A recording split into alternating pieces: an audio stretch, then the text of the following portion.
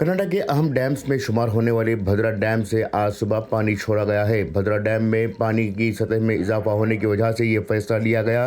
कल रात भद्रा नदी के आसपास शदीद बारिश होने की वजह से पानी की सतह में इजाफा हो गया था।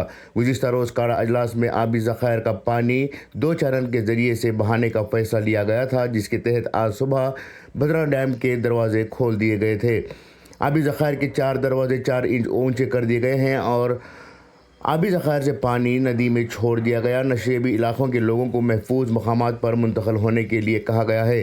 30,000 क्यूसेक पानी को आज छोड़ा जा रहा है। गुज़िश्ता रोज़ पानी की सतह 181.3 फीट थी। आज इस डैम में 183.3 क्यूसेक पानी ज़ख़ीरा हो गया था, जो कि भरने के मुकाम पर था।